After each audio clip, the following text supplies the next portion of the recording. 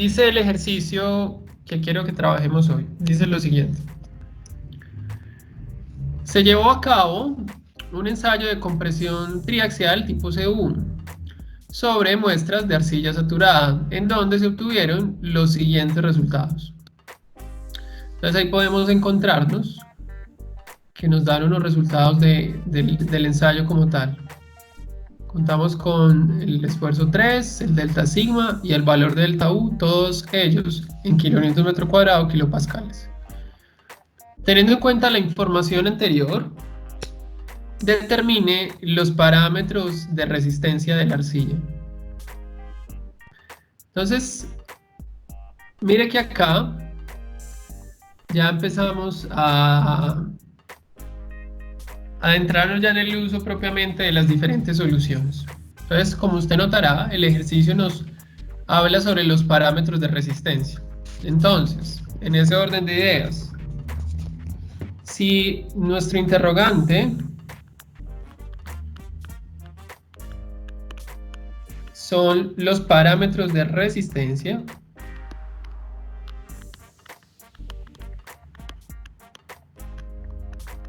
recuerde que para nosotros los parámetros de resistencia estarán representados por ¿qué? Estarán representados por la cohesión y por el ángulo de fricción. Ahora, dado que el ensayo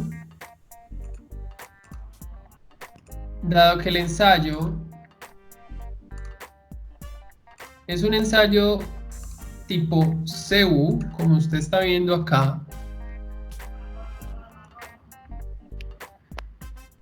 eso ya nos debe dar una indicación sobre cuáles son los parámetros de resistencia que debemos obtener o que somos capaces de obtener en función de las características del problema o de la información que nos da el problema.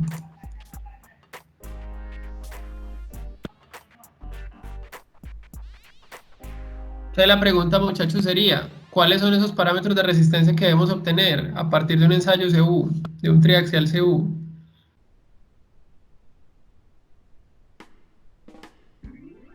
Parámetros totales y efectivos. Muy bien. Entonces, como lo dice Carlos, a partir del ensayo CU, nosotros obtendremos parámetros totales y parámetros efectivos. Parámetros totales, ángulo de fricción total, cohesión total, parámetros efectivos, ángulo de fricción efectivo, cohesión efectiva. Y recuerde que eso va de la mano en función de ¿qué? En función de la información que es propia del ensayo. Si usted mira acá, dentro de la información que es propia del ensayo, nosotros contamos con esta primera columna. ¿A qué hace esa referencia esa primera columna, muchachos? ¿Qué representa para nosotros el sigma 3? El esfuerzo de confinamiento.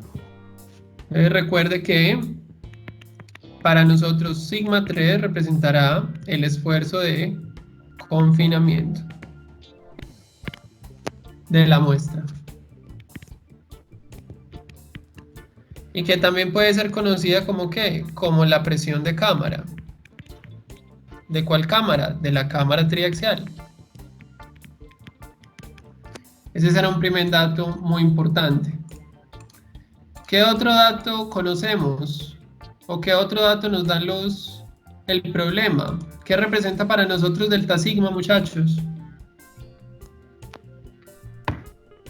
El incremento de la carga axial. ¿No es el drenaje? No. ¿Qué es delta sigma? El esfuerzo desviador. Es el esfuerzo desviador. Muy bien. Y por último, ¿qué representa para nosotros? El drenaje, el drenaje. ¿Qué representa para nosotros la componente delta U? Ese sí es el drenaje. No. No. El exceso de poro. De presión de poros. ¿Cómo? Exceso de presión de poros. El exceso de presión de poros. Muy bien. Ok. que era lo que vimos al final de la clase anterior. Que yo les hablaba que este exceso de presión de poros delta U es función de dos excesos que se producen durante el ensayo. Una componente de esfuerzo delta UC en la etapa de consolidación, que tiene que ver con la primera letra del ensayo, y una componente delta UD, que tiene que ver con la etapa de aplicación de cargo o la etapa de aplicación del esfuerzo desviador, y que se da en la segunda parte del ensayo y que hace referencia a la segunda. Entonces mire que esto ya de por sí nos está dando una información muy valiosa. Ya de por sí esto nos está dando una información muy valiosa. ¿Por qué?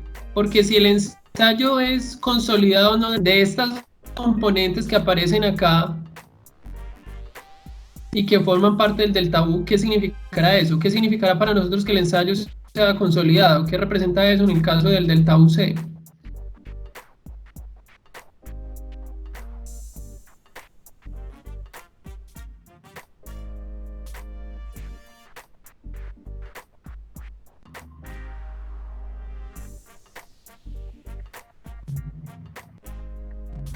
Que no va a haber exceso de presión de poro.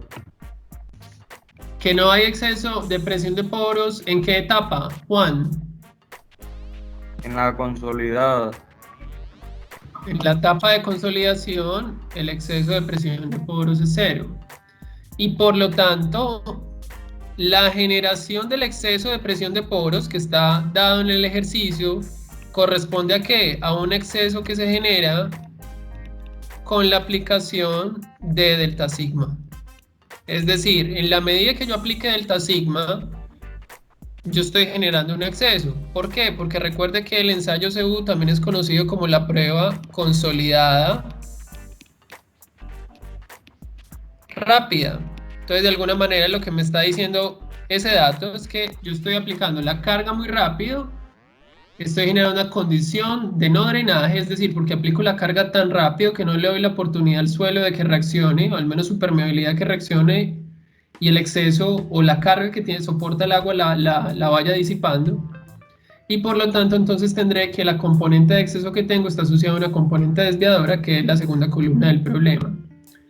Eso es aún más interesante, ¿por qué? Porque en la medida que nosotros lo correlacionamos con las dos condiciones o los dos parámetros que tenemos, o los dos tipos de parámetros que tenemos que hallar, significa que en el caso del esfuerzo total, hallar parámetros totales implicará que trabajemos ¿qué? En términos de esfuerzos totales, es decir, que trabajemos en función del esfuerzo efectivo más tener presente el efecto del exceso dentro de nuestro problema. Y si hablamos de una condición efectiva, pues significa básicamente que tenemos que descontar para el caso del esfuerzo total el valor del exceso de presión de poros. Ese sería para nosotros entonces la conclusión a la que podemos llegar. Que si tenemos que hallar parámetros totales, significa que los estados de esfuerzo tienen que estar representados en términos totales. Y si tenemos que hallar parámetros efectivos, tenemos que representar nuestros estados de esfuerzo en términos efectivos. En el primero, sumando el efecto del exceso de presión de poros, y en el segundo, restando el efecto de la presión de poros. ¿Cuál presión de poros? Aquella que se genera en la etapa desviadora. ¿Y por qué desviadora? Porque es la única que tenemos, dado que el ensayo se encuentra consolidado. De esa manera, si nuestro interés pasa por obtener una solución para los parámetros de resistencia, nosotros nos vamos a poder valer de dos cosas. Lo primero es hacer una solución de tipo analítica, la cual estará en función, como lo veíamos en algunas de las sesiones previas, de la ecuación de la resistencia al corte, o la ecuación general de resistencia al corte.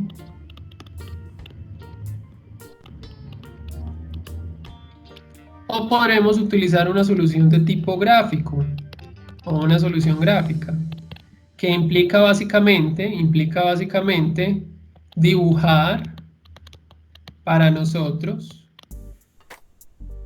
los círculos de Moore, como usted lo está haciendo dentro del laboratorio o en el laboratorio, y establecer a partir de esos círculos de Moore ¿qué? La envolvente de resistencia. Cualquiera de esas dos posibilidades o cualquiera de esos dos caminos nos va a permitir a nosotros ¿qué? Determinar los parámetros de resistencia. En este caso ¿qué? A partir del análisis de un ensayo CU. Ese es el camino, una forma analítica o una forma gráfica.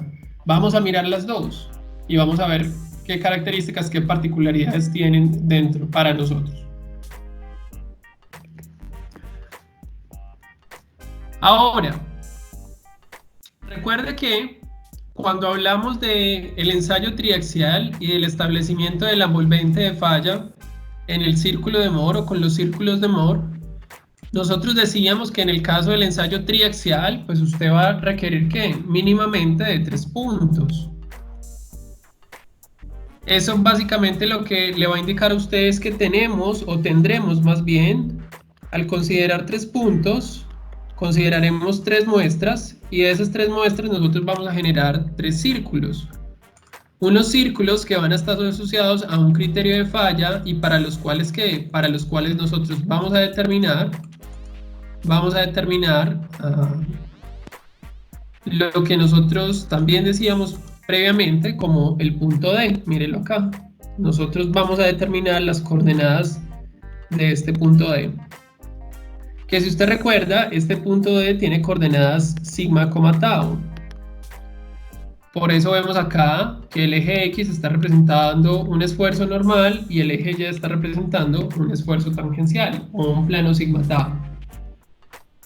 Si nosotros gráficamente somos capaces de determinar las coordenadas de los puntos D para cada uno de los círculos de Moore que tengamos en dicho plano, cuando unimos esos puntos con una línea, esa línea va a ser ¿qué? Va a hacer referencia a la envolvente de falla, una ecuación de la forma Y igual mx más b, en donde el intercepto con el eje tau o el eje Y hace referencia a la cohesión y el ángulo de inclinación de la pendiente hace referencia al ángulo de fricción interna o al ángulo phi.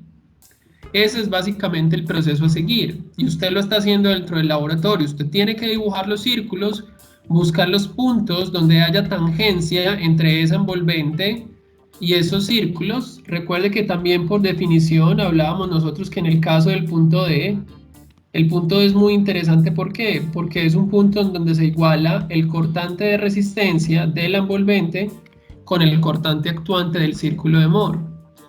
Y por lo tanto decíamos que eso representa para nosotros ¿qué? Un estado límite o un equilibrio límite y que por ende la relación entre la resistencia y lo que actúa no es más que igual a ¿qué? A 1. Esto representa para nosotros el punto D, rigurosamente hablando. Entonces usted lo que hace dentro del laboratorio es, mire, yo tengo mis círculos pero no conozco la envolvente, pero sí sé que entre la envolvente y el círculo debe haber tangencia y que por lo tanto aquí debe formarse un ángulo de 90 entre mi círculo o entre mis círculos y mis envolventes. De esa manera, al usted buscar una recta tangente a los 3 círculos, lo que está dando es que está dando solución a este problema, a una solución en términos del equilibrio límite o del estado límite. Y recuerde que esa es la solución esa es la concepción de falla y de lo que para nosotros es conocida como ¿qué? Como la teoría de falla Moore-Coulomb. Eso lo vimos, ya todo esto lo vimos. Entonces a partir del establecimiento de esos puntos, usted gráficamente es capaz de obtener la envolvente. Desde el punto de vista analítico es aún más interesante. ¿Por qué? Porque si usted también es capaz de conocer estas coordenadas de estos puntos y sabe que tenemos un D1, un D2, un D3 asociados respectivamente a 3 círculos, 1, 2 y 3, entonces nosotros podremos plantear una solución analítica en función de la ecuación de resistencia al corte, porque la ecuación de resistencia al corte también está dada para la falla. Recuerde que la solución analítica es una solución en donde ¿qué? El punto D, que tiene coordenadas sigma tau, se expresa en términos de sigma 1 y sigma 3, que son los esfuerzos principales del círculo. De manera tal que si yo conozco la ecuación entre 1 y 2, entre 2 y 3 o entre el punto 1 y 3, esa ecuación da solución al problema de resistencia al corte. Y también sería válida como metodología para obtener los parámetros de resistencia, porque finalmente esa ecuación plantea la relación entre los esfuerzos del círculo con los del advolvente, y esa relación se da a través de ¿qué? De los parámetros de resistencia, como también lo pudimos demostrar cuando veíamos la ecuación general de resistencia al corte. Algo que es interesante en cuanto a esto es que los círculos en cuestión, recuerde, van asociados a ¿qué? A el establecimiento del esfuerzo desviador. Porque mírelo acá, qué interesante. Nosotros tenemos en la curva esfuerzo de formación para el caso del ensayo triaxial. Tenemos que esa curva esfuerzo de formación nos permite a nosotros inicialmente ¿qué? Verificar el comportamiento de nuestro material. Nosotros, a partir del entendimiento de la curva, podemos saber si nuestra muestra se comporta de manera rígida o de manera frágil, como lo ve en pantalla, o se comporta de manera dúctil o de manera plástica. Mire que el entendimiento de ese comportamiento va acá en función de ¿qué? De la curva esfuerzo de formación, donde el eje Y tenemos el esfuerzo desviador, que es sigma 1 menos sigma 3. Que cuando usted lo mira en términos del círculo, se va a dar cuenta de algo muy interesante. Por ejemplo, para el caso del círculo 3, como lo pueden ver en pantalla. Si usted mira el círculo 3 y nota el valor de sigma 1 y nota acá sigma 3, se va a dar cuenta que sigma 1 menos sigma 3 va a hacer referencia al diámetro del círculo. Mírelo acá, esta distancia es el diámetro del círculo. Y resulta que el diámetro del círculo pues termina siendo ¿qué? El esfuerzo desviador. Esto representa la cantidad sigma 1 menos sigma 3, el diámetro de cada círculo. Entonces, en ese orden de ideas, cuando usted analiza las curvas de esfuerzo de formación y evidencia, además del comportamiento frágil o del comportamiento dúctil, usted puede tener presente algo muy interesante, que en el caso de que usted sea un material frágil, usted va a poder asociar dentro de la curva, también como lo veíamos en el caso del corte directo, va a poder tener un punto donde el valor del esfuerzo desviador, es decir, donde el diámetro de su círculo es mucho más grande. O va a poder tener en el caso plástico un punto donde efectivamente usted alcanza ese máximo desviador. Mírelo acá. Y eso representa para nosotros que un criterio de falla, que desde el punto de vista frágil es muy sencillo de verlo, porque si yo este es el máximo desviador que alcanzo, de ahí hacia abajo ¿qué? Ya solo pierdo desviador.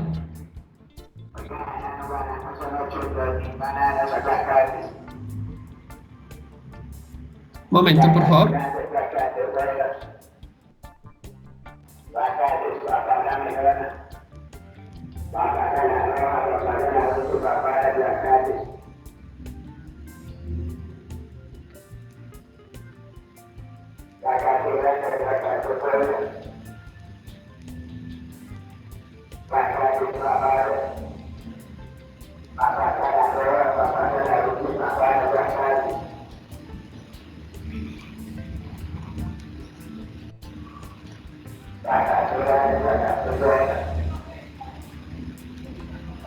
Listo. Muy bien. Entonces mire que acá podemos tener el esfuerzo máximo desviador. Y eso sería para nosotros establecer ¿qué? Un criterio de falla. ¿Por qué un criterio de falla? Porque el máximo esfuerzo desviador representaría el máximo diámetro de cada círculo. Y el máximo diámetro de cada círculo estaría asociado ¿qué? A la resistencia. Desde el punto de vista frágil es muy claro, como se los iba diciendo. Yo alcanzo un punto máximo y ahí hacia abajo ¿qué? ya mi valor de delta sigma máximo, o delta sigma, perdón, de esfuerzo desviador, es cada vez más pequeño. En el caso del material dúctil o del material plástico, la cosa no es tan sencilla de ver, porque si usted lo mira, usted alcanza un valor de esfuerzo desviador máximo, pero usted sigue manteniendo ese valor para una deformación unitaria muy alta. ¿Y eso qué permitiría eventualmente? Que cuando usted asocie los criterios de falla al ensayo, usted, en el caso de una muestra frágil, cuando utiliza el máximo esfuerzo desviador como criterio de falla para el máximo esfuerzo cortante, pues podría tener entonces que para el caso dúctil, su criterio de falla estaría asociado ¿a qué? A la máxima deformación unitaria elástica o a la máxima deformación del problema. ¿Cómo así? Usted podría entonces asociar más bien, mire, este no va a ser para mí mi mayor, el delta sigma que va a producir la falla, sino que voy a tener un delta sigma que es mucho más pequeño. Y este representaría para mí el delta sigma asociado al criterio de falla. Y con este es el delta sigma que yo haría el círculo. ¿Por qué? Porque desde el punto de vista del comportamiento del material, es aquí donde todavía que evidencio un comportamiento elástico para el material. Es decir, es un punto donde puedo determinar el valor del módulo de elasticidad o el módulo de rigidez axial o el módulo de Young y tener ¿qué? Tener proporcionalidad entre los esfuerzos que yo aplico y las deformaciones unitarias que estoy teniendo. Esos son sencillamente criterios. Usted tiene que escogerlo en función de ¿qué? De saber cómo se comporta su material. Recuerde que yo le hablaba a usted cuando vimos este tema que había una relación, otro criterio que era muy interesante y que yo le sugería utilizar dentro del laboratorio, que era conocido como ¿qué? Como la máxima relación entre esfuerzos principales efectivos, sigma 1' sobre sigma 3', y que era conocido en la práctica como la máxima relación de oblicuidad. Si usted establecía ese como su criterio de falla, pues tendría asociado un delta sigma, y esos delta sigma le iban a permitir a usted ¿qué? Dibujar los círculos de Moore u obtener una solución para el punto D para poder determinar los parámetros. De manera tal que ¿qué? De manera tal que cuando ya usted mira el ejercicio nuevamente y lo mira en función de los datos, usted podría llegar a la conclusión que este delta sigma que yo le doy acá es un delta sigma que hace referencia a la falla o es un delta sigma que es máximo. ¿Por qué? Porque intrínsecamente este delta sigma que está acá tiene que estar asociado a algunos de estos criterios que están acá. Usted en el laboratorio tiene una ventaja, puede ver esto, en el ejercicio no. Pero si tiene claro el concepto, sabe que este delta sigma que hace referencia acá es un delta sigma que hace referencia a la falla. Por eso en algunos libros, cuando haga ejercicios de libros, va a encontrar que ese delta sigma a veces le colocan el subíndice F o le colocan el subíndice delta sigma max, refrendando un poco lo que estamos diciendo en relación al criterio de falla. ¿Es claro lo que digo, muchachos? Sí, profe. ¿Sí? Sí, bro. Súper. Entonces ahora vamos a hacer lo siguiente. Vamos a producir, ya que tenemos claridad sobre el criterio de falla, vamos a producir los esfuerzos para poder determinar la solución. Entonces va a notar acá que tengo la tabla en cuestión y que tengo 3 columnas diferentes o 3 columnas asociadas de más. En esa cuarta columna que usted está viendo en pantalla, vamos a colocar el valor del sigma 1.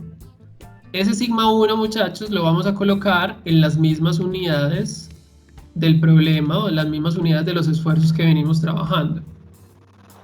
Entonces, le pido amablemente que me indique cuánto vale sigma 1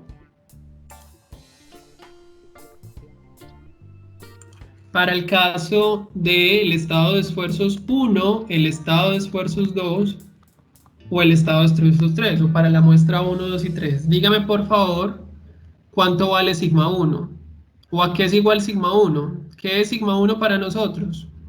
Sigma 1 es sigma 3 más el desviador. Al delta.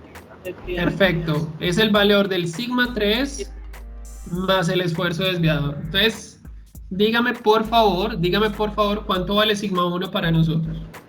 En los tres casos. 427. 427, muy bien. 421.4. No, Sería 821.4. 821.4, muy bien. 1215.7. 1215,7, muy bien. Fantástico.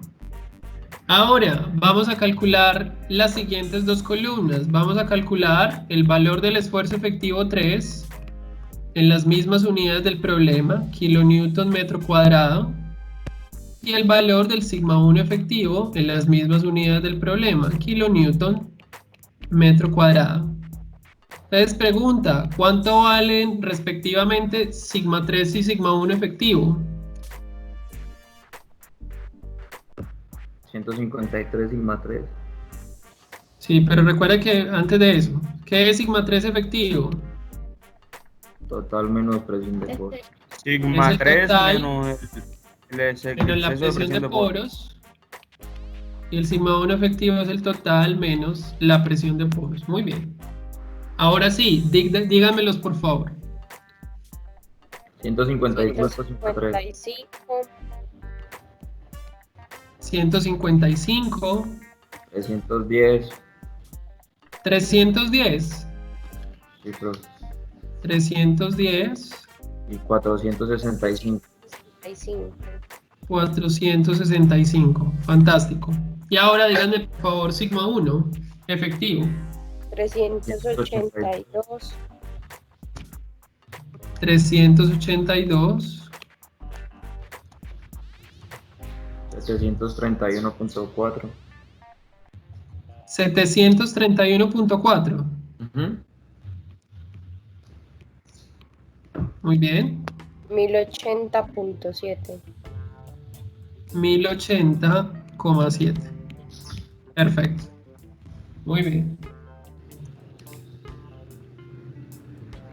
Entonces ahí tenemos una representación de ¿qué? De nuestros estados de esfuerzos para la condición efectiva y para la condición total. Ahora, dado que ya tenemos los esfuerzos, entonces podemos empezar a proponer la solución analítica. Como sería el caso del problema. Entonces recuerde que si hablamos de una solución analítica, tenemos que hablar de ¿qué? De la ecuación general de resistencia al corte. Entonces si hablamos de la ecuación general de resistencia al corte, tenemos que traer la colación. Que recuerde que la ecuación general de resistencia al corte es igual a sigma 1 igual a sigma 3 por NFi más 2C raíz de NFi, en donde NFi representa el número de flujo y es igual a la tangente cuadrada de 45 grados más pi medios. Recuerde que esta ecuación, muchachos, nosotros la podemos expresar o la vamos a expresar en términos de esfuerzos totales, es decir, la vamos a expresar en términos de sigma 1 y de sigma 3, y la podremos expresar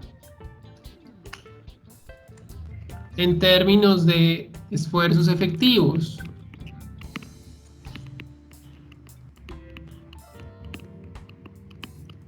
En función de sigma 1' y sigma 3'. Teniendo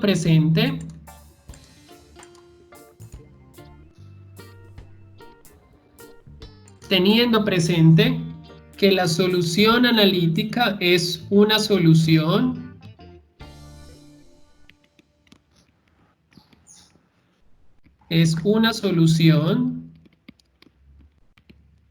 del punto D.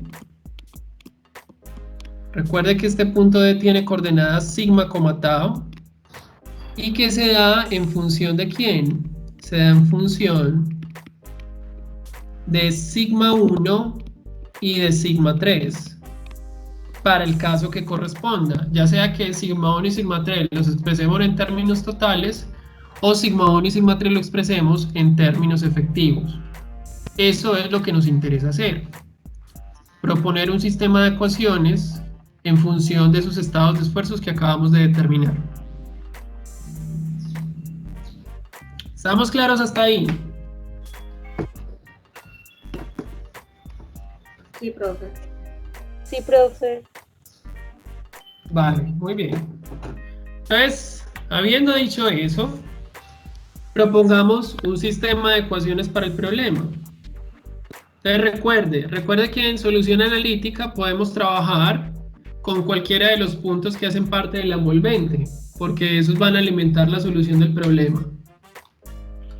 Entonces, dígame con cuáles trabajamos.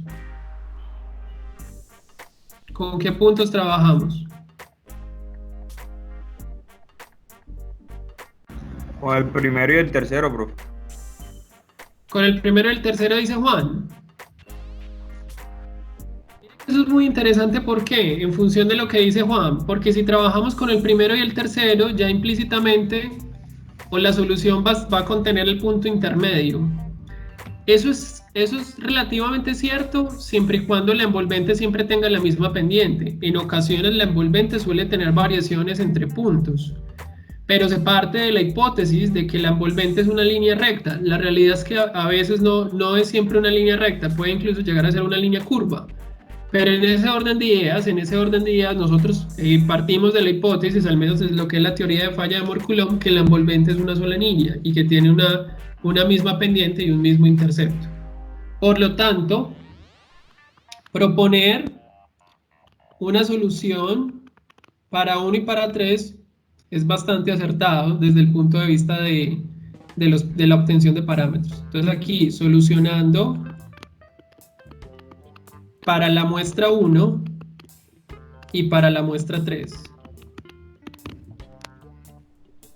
Entonces, miremos cómo nos da eso. Entonces tendríamos lo siguiente: copiar la ecuación en términos totales de resistencia al corte. Entonces tendríamos, para el caso del punto 1, tendríamos que 427 kilopascales es igual a 200 kilopascales por NFi más 2C raíz de NFi. Mírenlo ahí. Esta representaría para nosotros nuestra ecuación 1. Y tendríamos que, en el caso del punto 3 o del círculo 3, 1215,7 kPa es igual a 600 kPa por NFi más 2C raíz de NFi. Y esa sería para nosotros nuestra ecuación 1. Va a notar usted entonces cómo en esta ecuación contamos con, o en estas dos ecuaciones contamos con dos incógnitas, lo que hace el sistema solucionable. ¿Por qué? Porque tenemos como primera incógnita el valor del NFi y tenemos como segunda incógnita el valor de la cohesión. Si somos capaces de proponer un sistema de solución que nos permita hallar esas dos variables, pues entonces seremos capaces de determinar los parámetros de resistencia como tal. Ahora, ¿qué propongo yo para hacer la solución de este problema? Lo siguiente: pongamos acá, aquí, hagamos una suma de 1 y de 3, pero habiendo multiplicado 3, multiplicándolo por un valor de menos 1. Entonces, de esa manera, para que tengamos lo siguiente: 427 kPa igual a 200 kPa por n phi más 2c raíz de n phi, y en el otro caso multiplicar toda la expresión 1215,7 kPas igual a menos 600 kPas por n phi menos 2c raíz de n phi. De manera tal que ¿qué? De manera tal que cuando tengamos este sistema de ecuaciones 1 y 3, pero habiendo multiplicado previamente 3 por menos 1, veamos cómo se cancelen estos términos asociados a la cohesión y a la raíz del n phi. De manera tal que solamente quedemos con esta expresión que está acá. Entonces les pido por favor que me den cuánto va a estar este resultado, por favor. Menos 1215.7 kPas más 427. ¿Cuánto da eso, muchachos? Menos 788. 388.7. Menos 788,7 capas igual a ¿qué? A menos 400 capas por n phi. Entonces, una vez más, podemos cancelar este negativo con este negativo, estos kPa con estos kPa, y nos quedaría entonces lo siguiente.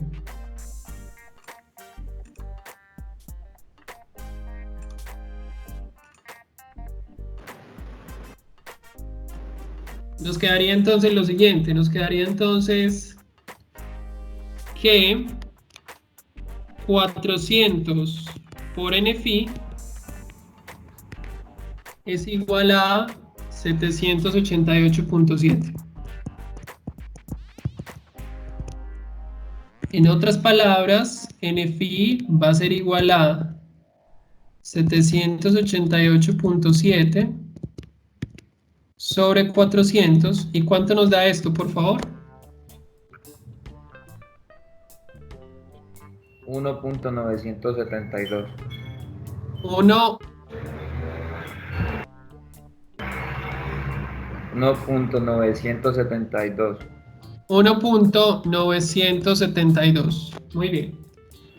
Y recuerde que n phi representa para nosotros ¿qué? La tangente cuadrada de 45 grados más phi medios. Y eso va a ser igual a 1.972. ¿Qué nos queda entonces? Nos queda despejar el valor de phi a partir de la expresión que estamos viendo. Eso es fácilmente destruible como ¿qué? Como lo siguiente, como tener acá que la raíz de tangente cuadrado de 45 grados más phi medios es igual a la raíz de 1.972.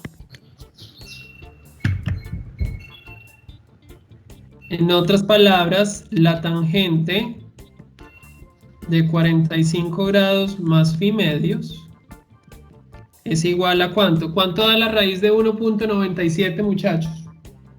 1.972. ¿Cuánto es la raíz de eso?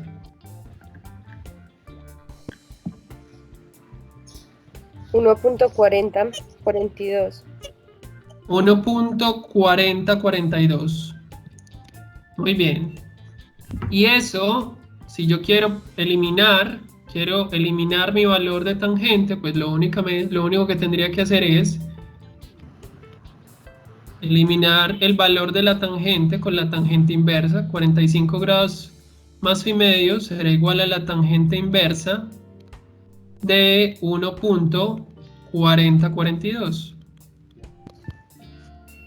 De manera tal que phi medios estará dado como ¿qué? Como la tangente inversa de 1.4042 menos 45 grados. ¿Cuánto nos da phi medios, por favor?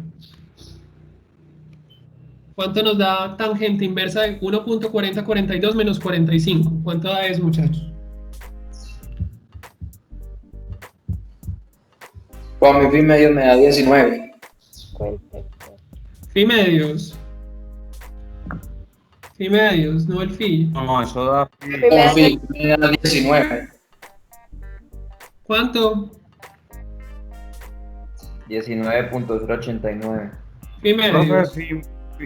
Profe. y medio da 9.545. ¿Cuánto? Pi a 19 grados. 9 punto qué? 54.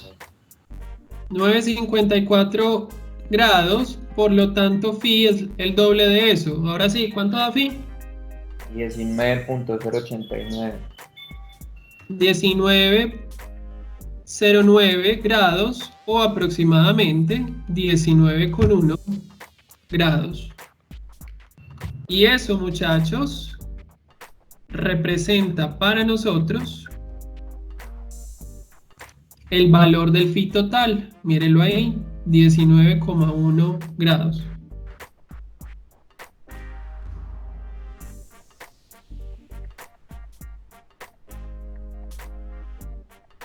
Ahora, dado que ya tenemos phi y que por ende conocemos NFi, porque mire que ya también NFi lo hallamos, y tenemos el NFi, tenemos el phi, ya podemos entonces determinar el valor de la cohesión. Porque básicamente es reemplazar el valor de NFi en alguna de las ecuaciones con las que trabajamos. Entonces voy a colocarlo acá. Voy a colocar acá reemplazando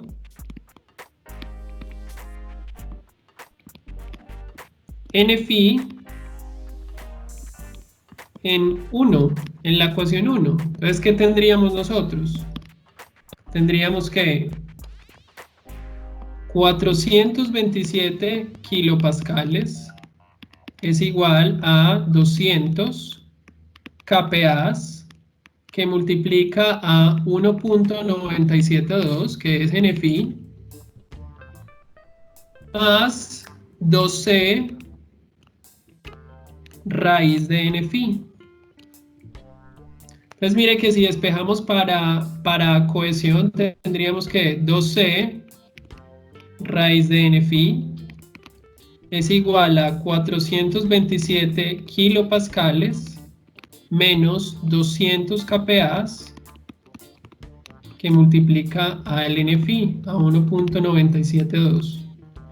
Y por lo tanto tendríamos que la cohesión es igual a lo que estamos viendo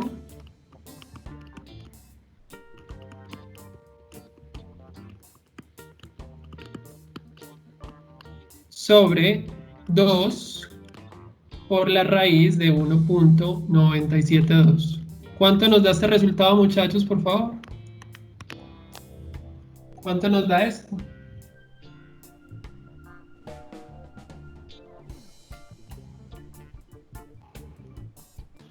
$11.61. ¿Qué? Capeas. 11.61 kilopascales. Muy bien.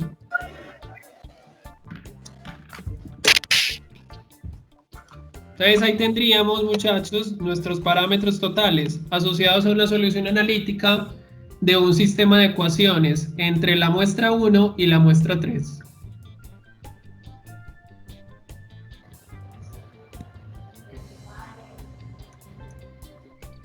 Si lo que queremos hacer ahora es obtener, si lo que queremos es solucionar u obtener los parámetros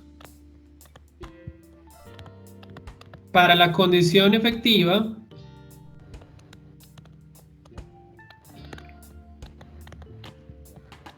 ¿qué nos quedará a nosotros? Nos quedará trabajar con la ecuación general de resistencia al corte, la misma, sigma 1 igual a sigma 3 por NFi más 2C raíz de NFi, salvo que esta vez que el valor de los esfuerzos se dará en términos efectivos y el parámetro NFi y la cohesión van a estar expresados ¿qué? En términos efectivos.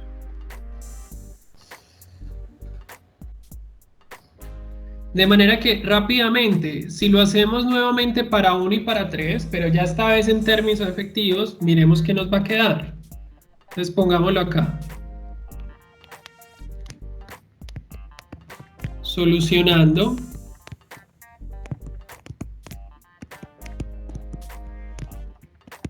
Para 1 y para 3. Y de una vez vamos a multiplicar este 3 por menos 1. Y recuerde que estamos en términos efectivos.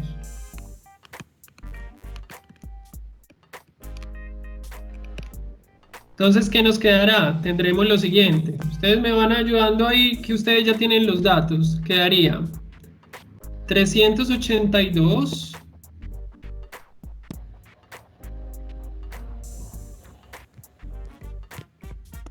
kilopascales es igual a ¿qué?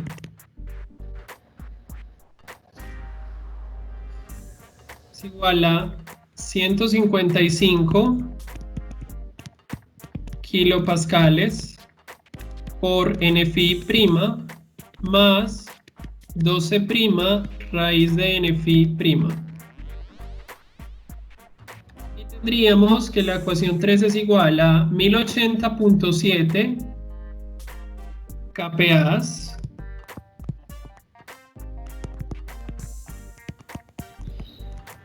es igual a 465. 465 kPas por n-phi' menos, perdón, esto está negativo porque la multiplicamos todo negativo, menos 12 raíz de n-phi'.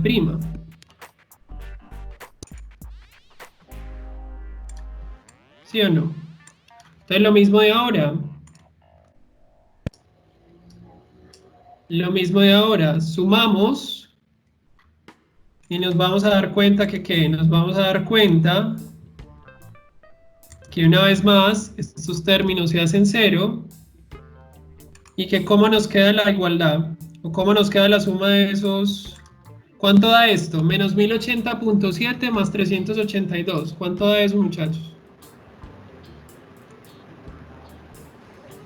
Menos 698.7.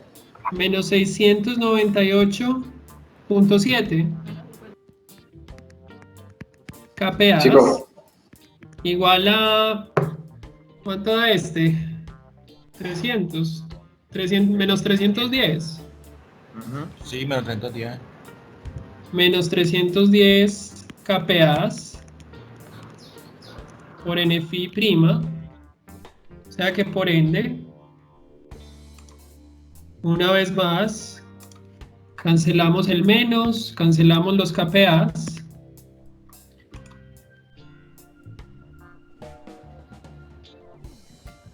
Y tendremos que nuestro n-phi' es igual a 698,7 sobre 310. ¿Cuánto nos da esto, por favor? 2.224. 2,25. Muy bien. Ahí tenemos nuestro n-phi'.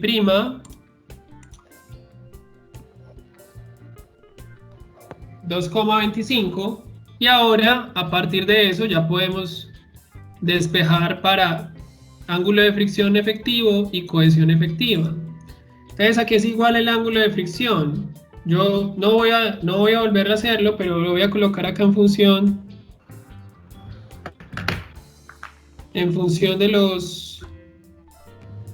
de las expresiones previamente halladas. Entonces, hallando los parámetros,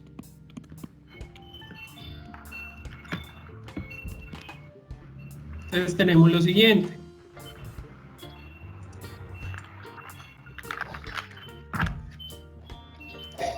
Tenemos que phi es igual a, phi nos queda como a 2 que multiplica a la tangente inversa de raíz de n-phi' menos 45 grados. ¿Cuánto da esto, por favor?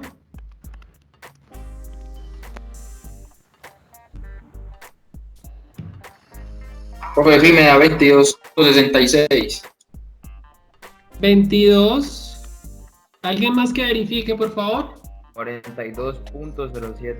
No, hombre. ¿no? Sí, profesora. Sí, profe, 22.6. 47. No, 22. 22.6. 22.6. Ah, ok. Pero a mí no me da eso, la verdad. A mí no me dio. Sí, 22.61. Espere un momentico. Sí, profesora. No, espere un momentico. Espere, que es que aquí yo sí tengo un error. Ah, Es que es aquí es la raíz. 45 más medios. En la ecuación que tiene anterior está mal escrito. Espere. Venga que errar suele ser de humanos, como dice Fito Páez.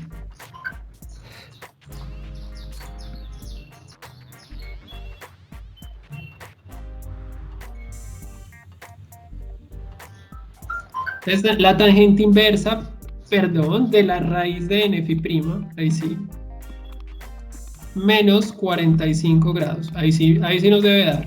¿Cuánto nos da esto, por favor? 22 Profe, sí, es ¿Cuánto? 22 punto, 66. 22,66 grados, aproximadamente 22,7 grados. 62. Uy, Profe, no. 22,62. Sí.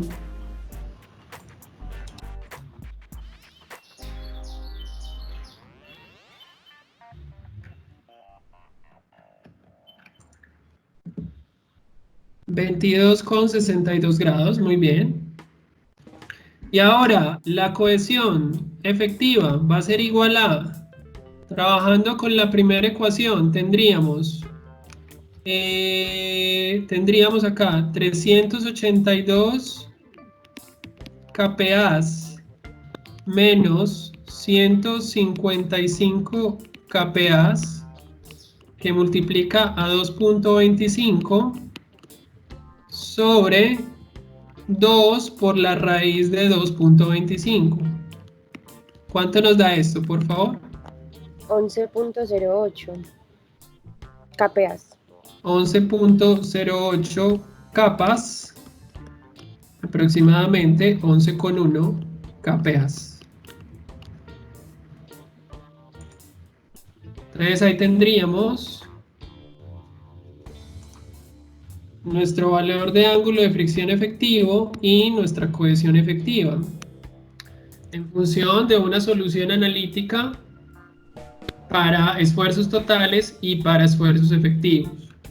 Note que acá ocurre algo muy interesante que le mencionaba yo la clase pasada cuando veíamos los tipos de ensayo de resistencia al corte, los tipos de triaxiales y hablábamos del CU.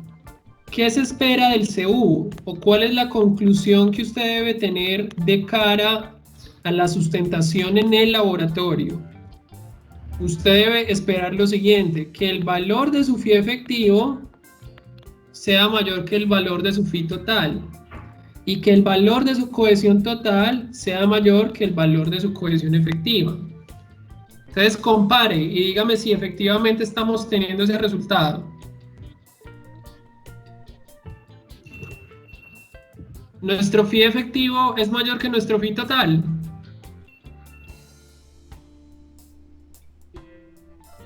Sí. Efectivamente. Y la cohesión total, 11.6, es mayor que la efectiva, 11.1. Por muy poco, pero es mayor. Entonces, por lo tanto, esto representaría una buena obtención del ensayo triaxial CU, en donde hay más pendiente desde el punto de vista efectivo, y eso va en detrimento ¿de qué? De una disminución de la cohesión.